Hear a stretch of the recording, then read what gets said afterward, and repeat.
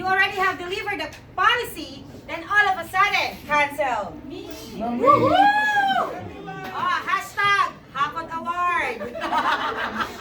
Alright, so for tonight, what I'm going to share with you is on how you can actually improve your business. Would you like to know? Yes. Okay.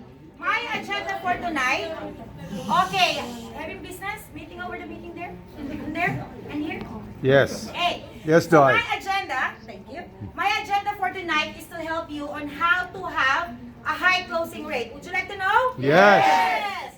Would you like to improve your written to pay ratio rate? Yes. And would you like to increase your income? Yes. Alright. Okay, next. Let me tell you this, okay?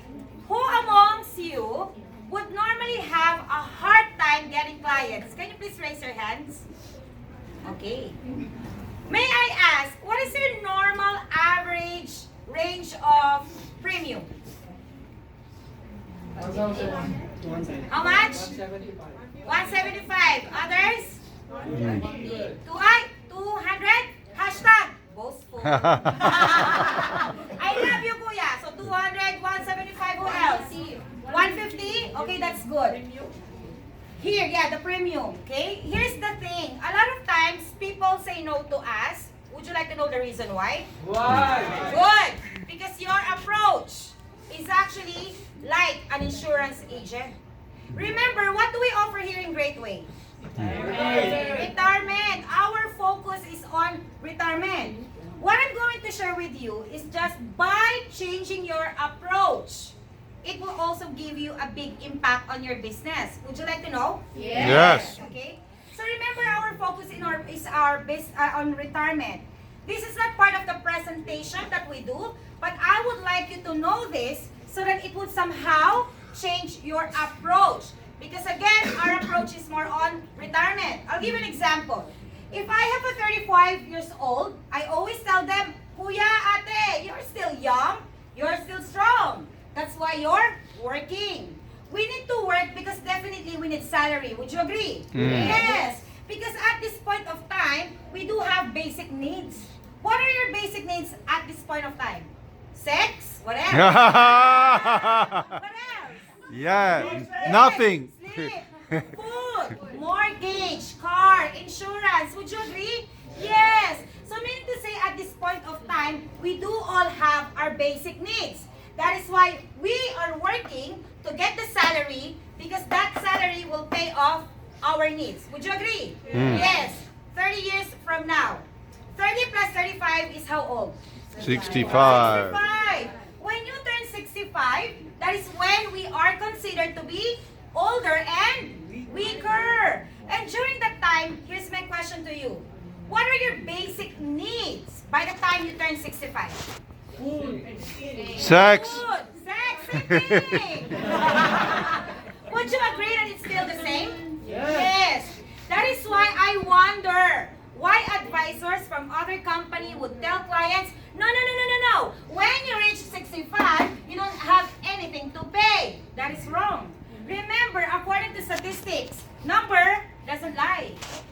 According to statistics, how many percentage of those people who are retired that are considered financially broke? 53%. So that's why I wonder why they're saying that. Okay? So now, here's my question to you.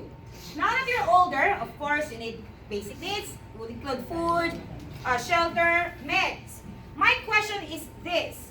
Would you rather like to work until you're older for you to meet your needs?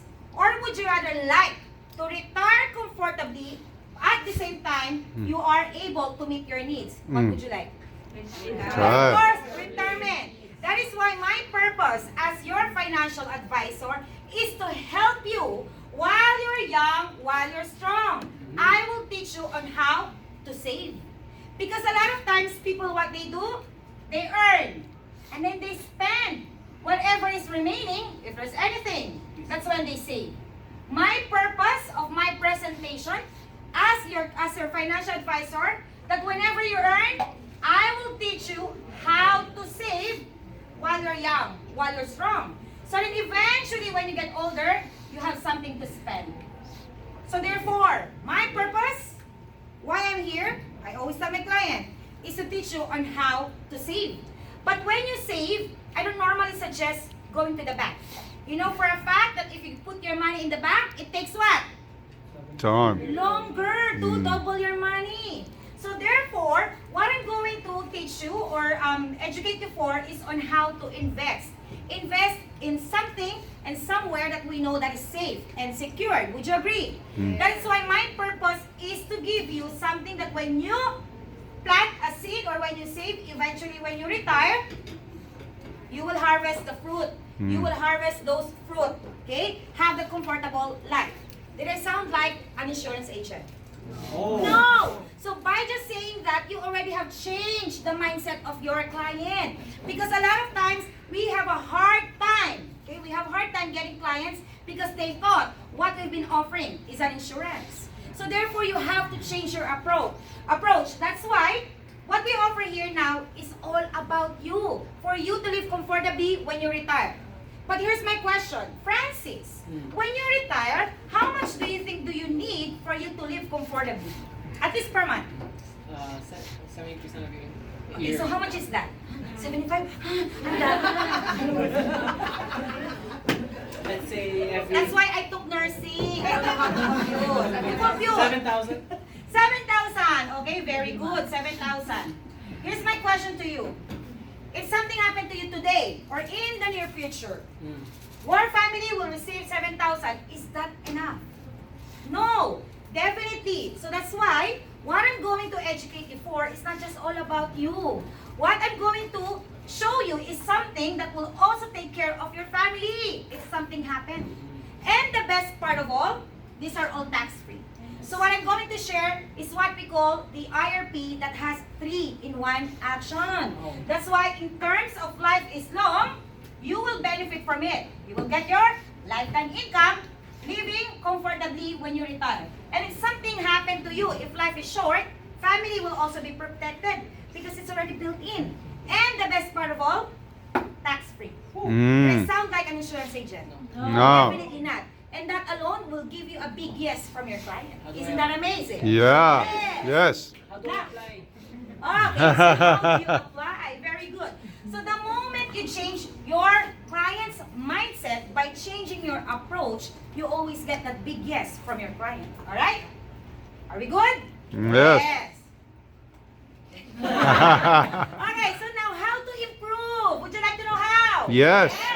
Remember here in Great Way, we are the clients, we provide solution to our clients' problem. So meaning to say, first and foremost, you have to identify first what are the needs of your client. Is it really for retirement or is it really for insurance, right? So meaning, when you go to your client, who are the CFDs here? CFDs, very good. New advisors? All right, congratulations. Students? Since when? since recently. I can be a driver too. I asked him since when? He said since Jesus walked in the water. Yeah. Amen. Hallelujah. How old he is. Alright, so identify client's need. Remember, we are what? Solutions to client's problem. So that's why as the advisor, especially for the students and the new advisors, as soon as you get your license, as soon as you start doing this business, please make sure that you practice well doing your illustration. Because once you're in front of your client, you have to run fast the 6% stress test to make sure that whatever you will show the client, okay, it will run through that 6%. And what you show is a 6% retirement income. 8%, sorry, 8%. What did I say? 6. See? Ganda lang ang meron. Sorry, I forgot. It's 6%. So 6% retirement income. Here's how you should approach your client. Example, I run the software. Okay, so Felicia, the question there is how much would you like to save? So you run the software, right? So Felicia, if you save 200 per month, that would give you 27,000 each year, tax-free. Remember, when you show illustration to your client, you have to provide options, okay? If you save 300, that's 48,000. If you say 400 per month, that will give you 67,000 a year. Question, when you retire, how much would you like to get? Is it 27, 48, or 67? 67. Of course, everyone would say 67. But Marge, I don't have 400. Well, that's the thing, because based on studies, what they do is they choose the second one. And they tend to forget the lowest. So that's the reason why we end up having higher premium. Wow. Now, but Marge, I don't have 400 per month. Well, I want you to realize this. I'll give an example. Who's working here? Alright, Ate Tin. Ate Tin, how much do you make per hour? If you don't mind me asking. 37. Alright, 37. Woo! Woo! Hashtag boastful. Alright, 37. How many hours do you work? 72 hours. Per hour, per day. Bilang mo? 12. Wow. Yeah. Okay. Hashtag Haggard. Okay. 37, here's what you have to do. Here's what you should do actually. 37 multiplied by 12. To get an accurate answer, please use your calculator, not your brain. Don't use your brain. Use your calculator. 4. Here's what I want you to do. Okay, so Ate Tin, you said you want 67 but you don't have this much. So let's say if you save 200 per month, that is only equivalent to $6 per day. Okay? If it is 300, that is $8 per day. If it is 400, is my computation right? 400 divided by 30. For accurate answer, don't use your brain, use the calculator. 13. Okay. Ate Tin, question. Can you save at least $8 out of your 444 per day? But the return is, it will give you back 48,000 each year. Yes. Wow. But here's the thing. Imagine, 8 and 13, how much is the difference? You will only add $5 more. If you do $13 a day out of your 444, that will give you a return of 67 with a difference of 20,000 with just a difference of $5. Wow. My question, can you save 13 out of your 444? Yes. So that alone will make your client say yes to you big time. Yes. Isn't that amazing? Yes. Question, can you save 13 out of 444? Yes. And that's how you get your client. Let them realize that by saving $13, this is the money that you don't want to spend for the next 20 years. It's a disciplined money, but in the end, it gives you a return of how much? 67,000 each year. So is that $13 a day worth it for you to have 67,000 each year? Yes. Yes. Is that $13 a day worth it for your family to receive $500,000? Oh, yes. Of course. So why are you having no from your client? Right? So it means to say it's a matter of doing our right approach. And not only that, would you like to know more? Yes. Yeah. Imagine, you said your usual premium, average premium, 150, 175. But look at this. The way you change your approach, the way you change your mindset. If people would choose 300, your commission would be 3,217. Most of the time, your client is how much? Premium, 100, 150, 175. Imagine, same effort, same time being away from your family, same time of mileage, but you're only being paid half. Right? Compared by the mere fact of changing your mindset, changing your approach. Same effort, same time being away from the family, but look at how much is your commission. 3,000. By just changing your approach. What more if you have a couple? Imagine, 3,000 times 2 is how much? 6,000. Just for 2 clients. By just changing your approach. Woo! Any question? Question? Speechless. Violent reaction? Alright. Very Are you good. with this? I'm impressed. Yes. Yeah. Okay, so that is why, as much as possible, we have to change our approach. A lot of times people are very, very, what do you call that? They always think and say that, oh, 200, that is very, very expensive. You know why? Why? Why? Good Why? question. Yes. Because the way it was delivered was actually the 200 is an insurance. If I am the client and I pay, let's say, term of, let's say, $27, to compare it with 200, oh, definitely, that's way too expensive. So that's why it's a matter of us saying the right approach. It's a matter of us doing the right approach. Is that clear? Yes. Yes, okay? So here you have to let them realize that what we're offering is all about what? Savings. Retirement agad. Savings first. So meaning, you help them to earn while they're young, so then they have something to save. $13 per day. So then by the time they retire, they have something to spend, which is the 67,000. Isn't that amazing? Yes. Okay? Any questions on this? No. Huh? Is the second one 8? Ah! What? Is it is 8% on the right, or is that a typo? Which one? Up. Oh, the 8%? That's Yeah. on our software? Yeah, no. I thought you said I meant to say 6. No. It so, is. Okay, you're being joking. What I meant is that when you do the stress test, Yes. I love you. When you do the stress test, it's 6. Yeah. But when you go to your client, you show the 8%. Then it's 8. Yeah. Alright? That's what I thought. But when okay. Just clarifying. I want to check for complete understanding. Yeah, I love that. Thank you.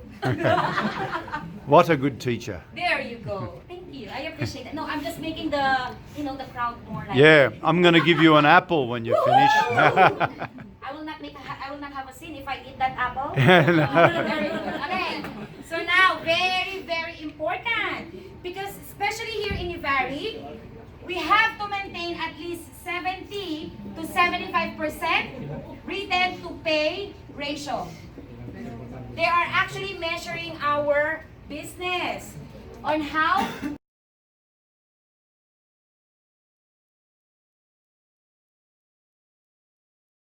I normally do with our team. Each month, I call them. Okay, Francis, congratulations. Your WTPR is 91%, which is high than what is required. And I ask them, how do you do the business? What are your tips to keep it 91, right? Or if I have an advisor, they're 18%. I ask them, let's have analysis of the debt sales. What happened? How come clients are not taking your policy? Is there something else that we can help you with? So meaning to say, we have to maintain that 70 to 75. Here, what we have to do is to improve our WTPR. At least 10 to 20%. If you change or if you improve at least 10 to 20%, it will give you a big impact on your business. Okay? So what do you mean by written to pay ratio? That is the number of applications versus settled. I'll give an example. If I have submitted, let's say 10, I submitted applications 10, but only 5 were taken. What is my rate? 50%. Huh? 50. Very good. 50%. So that's how we measure our WTPR. Now, according to Kuya Marlon, because right now, I believe he's at 62, ate. Great Way is at 62%. I can't remember, don't quote me on that, but we're quite low. So we have to improve our numbers. How? According to Kuya Marlon, no commitment, no application. Meaning, if your client did not commit during the application, please do not submit. Or else it will only pull down your rate. Ratio. So, in order to improve, what should we do? Once you're done with your presentation, okay, you really have to explain the process to your client. Because the reason why they do not continue, if I may ask, who amongst you here have experienced having clients signing the forms but they did not continue with the medical? Good. Who amongst here, they did the medical but then during policy delivery, you cannot contact them anymore? Yep. Very good. We all experienced that. Very In bad. order- Yeah. Very bad, not very good. I know. So in order to avoid that, because those are the things that will pull down your WTPR. No commitment, no application. What do I mean by that, and what should we do? Number one, you really have to explain well to your clients what will happen after the presentation. You explain the process. So Felicia, remember, I will do my very best for you to get approved. But I'll be asking you to please commit in the process. Meaning, after today, somebody from DynaCare will be calling you and they will do a medical exam that includes the blood and the urine and do medical history. Okay? After that, okay, here's the next. The underwriter will review your application and then they will decide. I will do my very best for you to get approved. Are you committed to finish the entire process? If the client said no, well, Felicia, if you said no to this, that's okay, because there's no sense for me to submit this form if you will not commit to the process. Just be upfront. But of course, you have to deliver it nicely, okay? So, after that, again, always ask for your client's commitment. Earlier, Felicia, I told you, this is not for everyone. Not everyone qualifies for IRP. So again, may I ask, are you committed to at least finish the entire process? If the client said yes, boom! At least you have a good sign. So that's good, but you still don't submit the applications yet. You still hold it for a second. Now, following day, here's your second thing that you have to do. You really have to create relationship. Remember, in this business, what do? We invest in what? S&P 500? We invest in relationship. We invest in people. So very, very important for you to create that kind of good relationship. So meaning, if I presented today, tomorrow, I have to text my client. Oh, by the way, Ate Demi, I just wanted to say thank you for your time yesterday. Again, I would just like to remind you, somebody from DynaCare will be contacting you. Here's the thing. If the client is answering you back, it's a good sign. It's a good sign. But if the client is not replying, not even answering on your calls, please do not submit. Because according to Kuya Marlon, no commitment, no Contract application. So please do not application. submit that. If you think that your client is not replying or even answering your calls, just hold on to the application and do not submit. Okay? We also have a duty of care that within after 24 hours to 48, again, do follow up. Can you say the word fortune? Fortune. Alright, fortune is in the immediate follow up. Again, fortune is in immediate follow up. Very, very important in this business is the constant follow up. So, probably, things that you can also have a conversation with your client is by giving them tips on what to do during medical examination. Just like what? Oh, you know what, Francis? My suggestion is when the medical examiner contacted you and you set the appointment, please make sure you drink a lot of water, make sure that you're well rested, and what else? What else do you, nurse? I forgot. No strenuous activity. Yes, no strenuous sex activity. Until after. Yes, so those type of things you have to actually advise your client, okay? Once the medical is completed, you also have again to follow up. Oh, by the way, Felicia, how was the experience after that medical exam? So that way, it will keep your, you will keep that relationship, good rapport with your client. Once the client has been approved, what do you normally do? Get excited. Congratulations. Yes, excited. Text them. Congratulations with all caps. Congratulations, Francis. You have been approved. Do you tell them right away their numbers? No. So please don't do that. So what you can do is, congratulations, Francis. You have been approved. What do you call this? Your numbers are really, really good. So is it okay if I can set an appointment with you to deliver your policy? Are you available on a weekend or a weekdays? Are you available in the morning or in the afternoon? Because if you ask them when are you available, the answer will always be never. So always give options. Is that clear? Yes, very good. So what if your client is rated? What do you normally tell them? Oh, congratulations, but you're rated. What do you normally tell your clients? Do you tell them that they're rated? No. Not until you see them. Example, if I already have the client, oh, you know what, Felicia, congratulations, you have been approved. However, they have seen something on your health background or your health, with your health. And so, despite of having something, they are still willing to cover you. Isn't that amazing? See? Something like that. So at least, the client would understand that despite of having something, they are still willing to be covered. And that is the time that they really have to get the policy. Because rated means their health is already at risk. Okay? So remember, when you do this, we feel like we are now more than just an acquaintance. That's how the client feels, right? If there's a constant communication. Very good. Next, who are the students here? Can you please raise your hands? Students. Okay. If I may ask, please, to all the students, always edify us as your advisor. Because first thing and foremost is that we don't have any connection with your client. So please edify us so that they can see the value of our expertise and of our time. I'll give an example. Let's say Francis is my student. I am the CFT and his client is, let's say, Felicia. So Francis as the student should edify me. Oh, by the way, Felicia, we are so privileged because right now we have one of the best senior vice president that will share an information. Woohoo! That way, at least, they will value us. Or even, for example, oh, by the way, Felicia, I have one of the best CFT, a senior managing broker of our company, who's willing to share you the information. That way, they will value us. That is very, very important. So please, for the students, edify us. Is that clear? Yes. Yeah. Now, who are the CFTs here? Raise your hands. Okay, very good. What is your responsibility? Please, when you have students, do not ask the student to do the follow-up on your behalf. Remember, students, they don't even know how to ask questions. They might ask it in a wrong way. As the CFTs, we know the psychology of asking questions.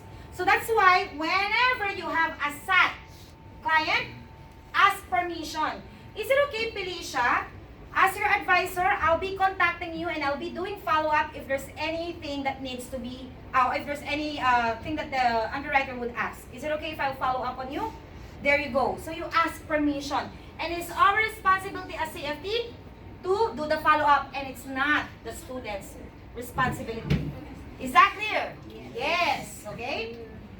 CFT, you also have to ask client's profile. Because we're maintaining this, right?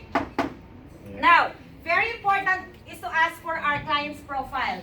Because remember, we value your time, we also value our client's time. If the student is referring, let's say couple, and only the wife is available, don't do the presentation. I tell you, when it comes to decision making, it's always been a couple. So if it's just the wife that is present, please value your time. Reschedule that. It's very important that the spouse should be there.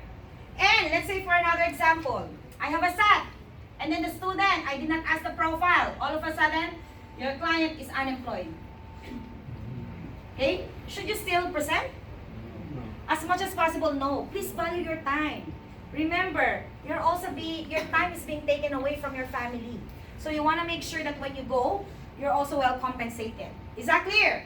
So very important. So for the student, if we ask, okay, ate, what is your client's profile? What is the name? What is the age? Are they married? Okay, what is the status here? So please don't get mad if we ask those questions. It's very important for us to know. Is that okay? Yes. Now, do not devalue. Okay? Look at this. Most of us, we fail here. Do not devalue the pre-approval. Oh, please, you sign anyways, this is free. Come on, you just sign, you don't have to pay for anything. Don't do that, okay? What you can do, I actually got this from Ate Carol, okay? Let us refrain from saying, oh, don't worry, this is just pre-approval. It's free to apply. We don't say that anymore, okay? So, because when you do that, sometimes clients think that it doesn't matter whether they would apply it or not. It doesn't matter whether they continue or not because you already have the value, the pre-approval. We can put more weight into it by committing and saying, okay, Felicia, let us send this application and see what the company would approve you for based on your age and health, and then see how this will benefit you and your family. Does it make sense? Yes. And very last is be sincere. Remember here in Great Way, it's not a one-time sale. We have that yearly commitment of doing our annual review. Let them know that, okay, Felicia, remember, if there's any change in your, what do you call this, address, or if you have any additional in your family, or change in your banking information, please let me know, because my service to you is for lifetime. So what I normally say, again, this is based from Ate Carol, my commitment to you doesn't end today. As long as you're alive and I am alive, I will do my service to you. From now on, we will be the best of friends in constant communication. So because I can help you make your life easier and better. If you are the client hearing those words, how does it feel? It's good, right? That you know that you can trust that person, and you know that at the end of the day, you will have that loyalty from your client. Alright? So that is just those are the 7 things that you have to do on how to improve your WTPR. Any questions?